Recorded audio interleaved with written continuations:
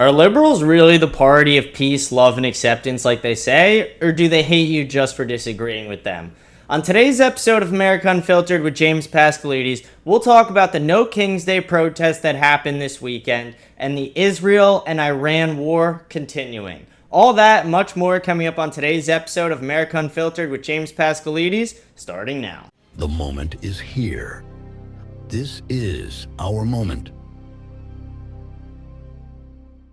America, we are back, baby. Welcome to another episode of America Unfiltered with James Pascalides. Diving right into our topics today. Our first topic of the day, I want to talk about the No King's Day protest that happened throughout the entire country over the weekend. So on Donald Trump's birthday, on Flag Day, they held a No King's Day protest is what they called it. They are saying that Donald Trump is a king, he's a dictator, that he is not following the rule of the land, even though he is.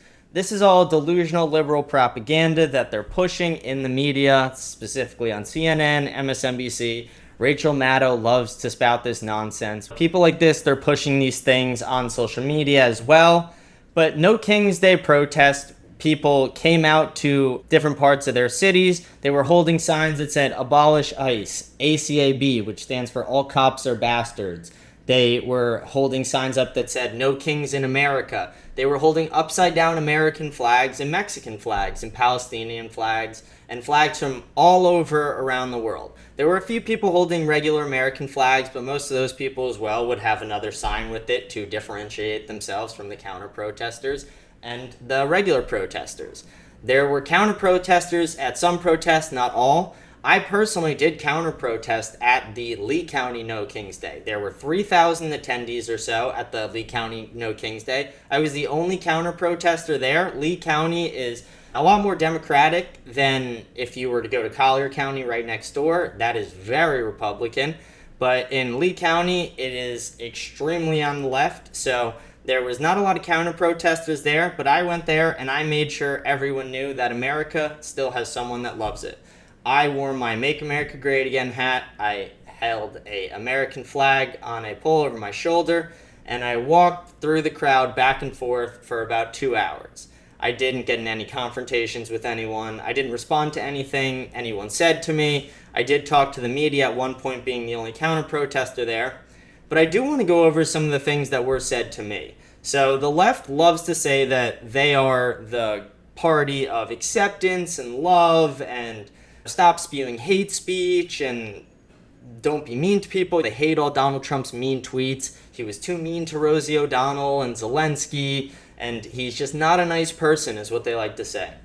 But as I'm walking through peacefully, using my right to protest, my First Amendment free speech and to protest, walking through the No King's Day rally, the things that were uttered at me, and to anyone watching, this will have some graphic language, but I was called a faggot, I was called a fucking loser, I was called a bitch, I was called a Nazi, and probably 50 different variations of Nazi, whether they throw a word before or after, stupid Nazi, idiot, whatever you want to call it. And the entire time, and there's a whole laundry list of other words I was called after that, but we don't need to get into everything, but the entire time, like I said, I was just thinking to myself, how is this the party that is about acceptance and love, and they don't want to kick illegal immigrants out of this country because it's mean, yet they have no problem spewing hate speech, spewing terrible words to me, when I'm not even looking them in the eye, I'm not even saying anything, I'm using my First Amendment right the same way they are. I'm not going at them and targeting them. I am not doing anything harmful to them. If anything, what they're doing is harmful to our country, and I'm sticking up for our country. So how is it that the party of peace, love, and acceptance, the party of let's not be mean to everybody and let's accept everybody, had no problem targeting me and targeting all other counter-protesters around the country just because they disagree with them politically? I disagreed with every single person there politically. I didn't target any one of them. I didn't call one of them a name. I didn't curse at them. I didn't look any of them even in the eye. Like I said, I put my American flag on my pole over my shoulder, and I walked back and forth with my Make America Great Again hat, letting people know that there's still a patriot in this town who loves this country and is willing to fight for it. I love America, and I will always fight for this country. I will always fight for what I believe in. I believe in the mass deportation of the mass invasion that Joe Biden allowed into this country. 10.5 million illegal immigrants poured over our border, overwhelming our schools, public systems, and social services, committing crimes. Laken Riley will never see her family again because she was murdered by an illegal immigrant. It is so sad what is happening in this country from illegal immigration and from the crimes that come from it. People forget the terrorist attacks that happened in Boston in 9/11. People forget the terrorist attack that just happened even a couple weeks ago by an illegal immigrant. These are problems that we will face in the future if we're not able to solve illegal immigration, and I want it solved completely. One of my biggest critiques of the Trump administration right now is I don't think he's doing enough on the deportation side. A lot of it is not fully his fault. He's getting an extreme amount of pushback from the Democrats, something that Bill Clinton and Obama didn't see when they were able to deport people. But Trump is not going to reach the deportation numbers of even Obama, which is sad to me. I voted for, like I said, the mass deportation of the invasion that Joe Biden allowed. I wanted 10.5 million deportations, and while I knew that was a far reach of a goal, it was something that I was hoping Trump would at least accomplish half of, and I don't know if he will get to there. I want them to target every illegal immigrant and deport them out of this country. Obviously, they should try and target the criminals as much as possible, but target every illegal immigrant as well. And when they're saying they're going back on hotel staff and people on farms and agriculture, I don't agree with that. Those are American jobs that should be taken by American laborers. There is no reason that they should be undercutting American wages, basically using slave labor, using illegal immigrants. Some of these illegal immigrants are getting paid nothing, and they'll take $50 a day just to do a whole day's work that a normal American would get paid hundreds on. And that's not okay. We need to hold the illegal immigrants accountable for violating U.S. Code 8, 1325, violating our sovereignty and breaking into our country. I don't have the right to do that. I can't just go into Mexico and want to stay there. They'll deport me back to America. I seriously urge any guest I have who doubts the things I'm saying, go to Mexico, overstay your visa, do it. You will get deported. You will not be able to stay there. You can't just walk into a country and claim citizenship. That's not how it works. I can't just walk into someone's house and claim it's my residence. I can't just I can't just walk into someone's car and hotwire it and claim it's mine. I can't just walk into someone's country and claim residence. You can't just take things that are not yours, and you can't just be so entitled to think that you can skip every person who's waiting in the legal immigration line. Every illegal immigrant who crosses the border is directly sticking their middle finger up and going like this to every person who waited on the list for 5 to 7 years to get into this country legally. To be an American is a privilege. It's not something that is just granted to everyone around the world. It is something that is granted to only the people that we deem it should be granted to. America is one of the greatest countries to ever exist. It is the greatest country to ever exist. And if we want to keep it that way, we need to do everything we can to limit illegal immigration. And like I've said in the past, I'm even extremely for limiting legal immigration for the next 10 years. I think we need a full stop on legal immigration, at least for the next 10 years, to get a full accounting of everyone in our country. I think we need to take care of Americans first, put America first always. This is something that should be extremely obvious to every conservative, every politician, and every American on every side, whether you're a Democrat or Republican.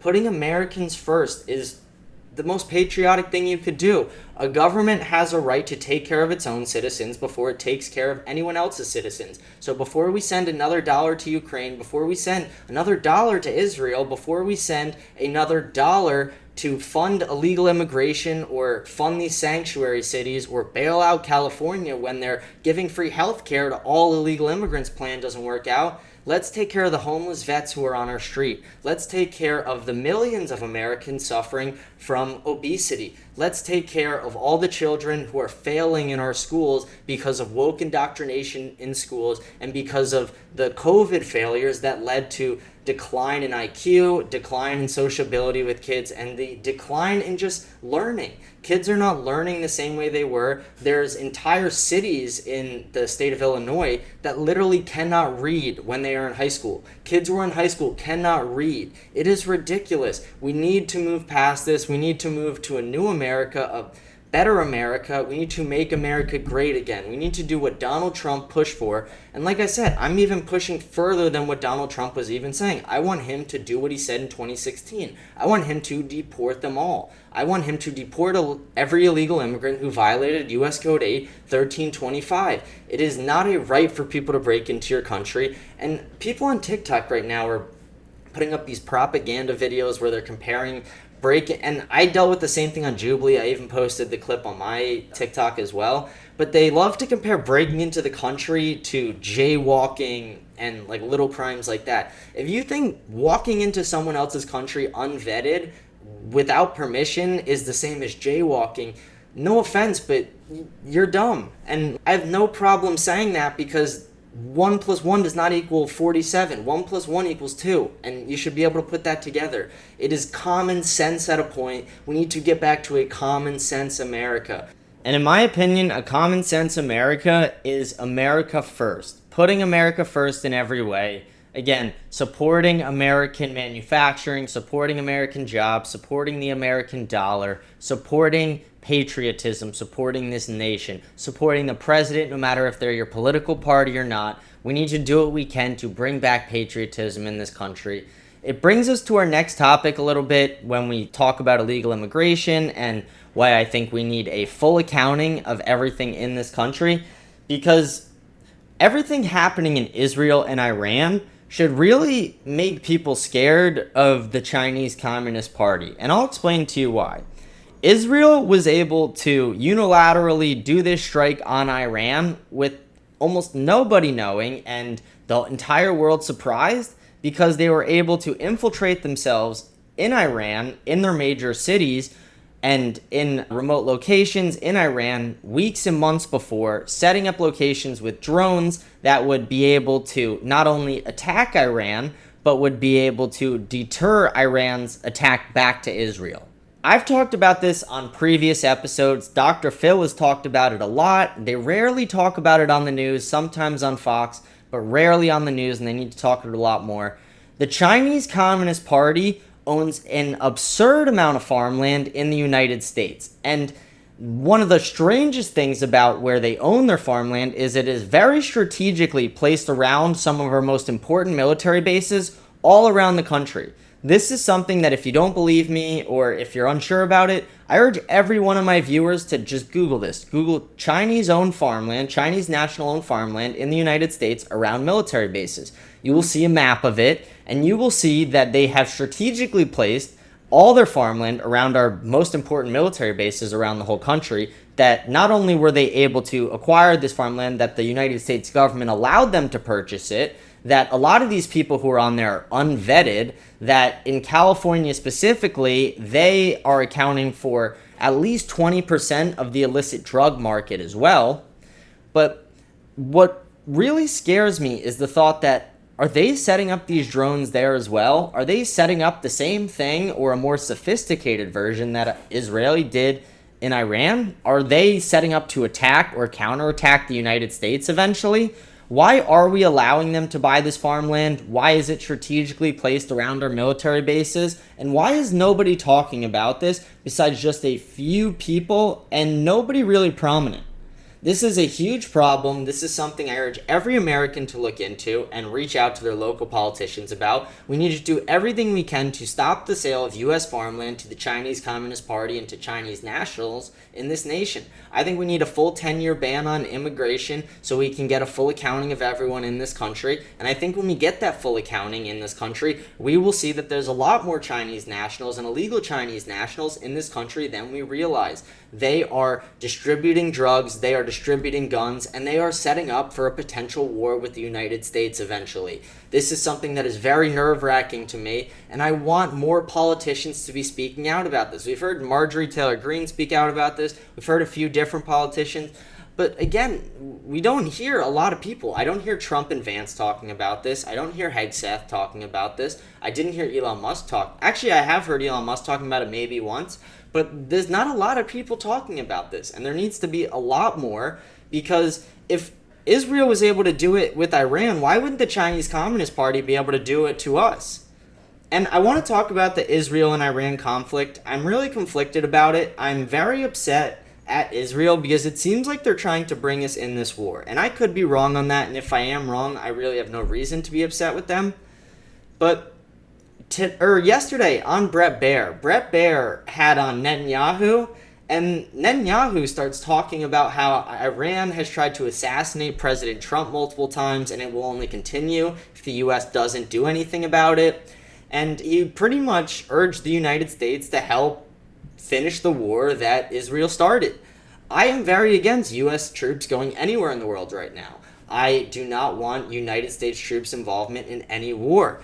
I would only possibly be interested in sending troops to annex a country if it was the right country and we were getting a 51st state and it was the right piece of land strategically, maybe Greenland.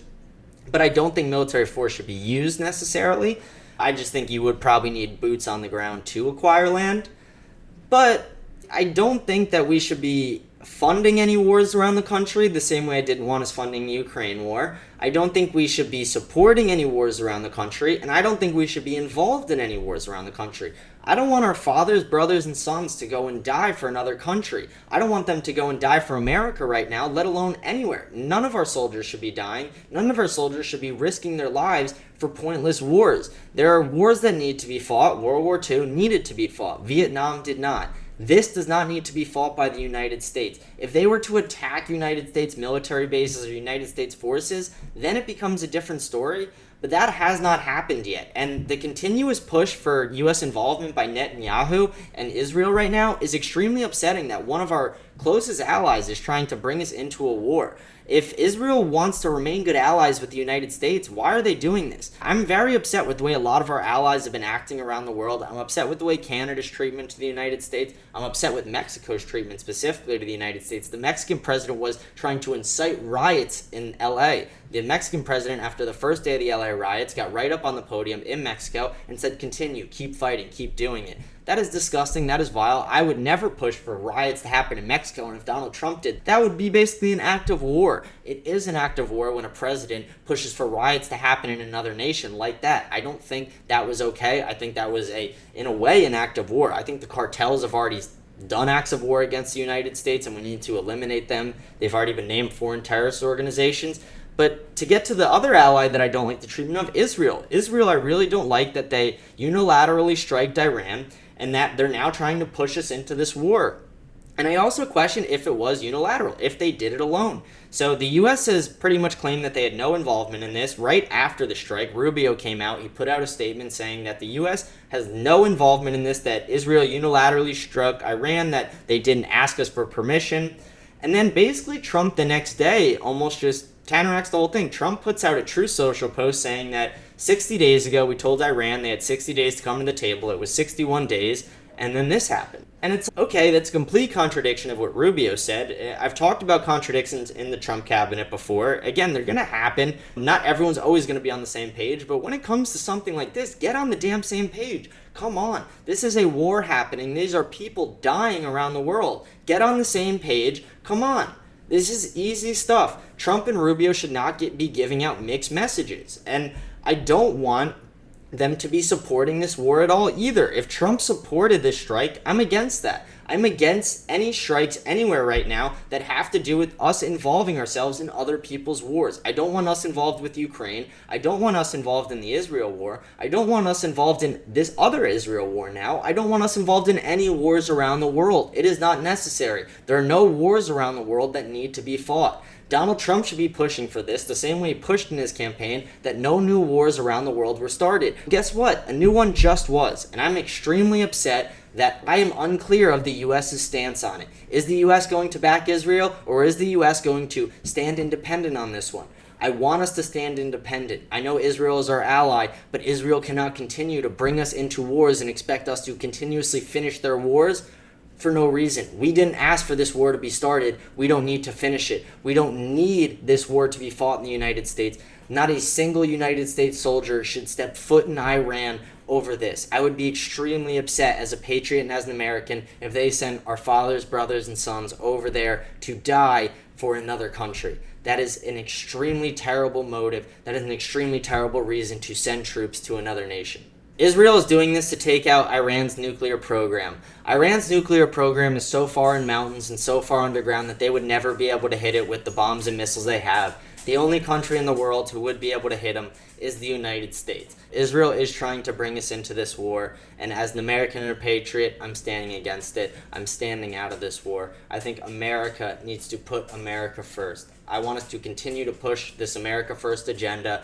I want us to put Americans first when it comes to the illegal immigration and stopping legal immigration temporarily. I want us to put America first when it comes to fixing our dollar, when it comes to stopping the waste, fraud, and abuse in our government. And I want us to put America first when it comes to these conflicts around the world. We shouldn't be sending billions to Ukraine, and we shouldn't be funding every war that happens and every war that Israel chooses to get involved in. This is a strike that did not need to happen. This is a war that, in my opinion, is not necessary. I'm James Pascalides. This is episode 70 of America Unfiltered. I'm signing off today. I hope you guys have a blessed day, and I will see you guys tomorrow. Thank you.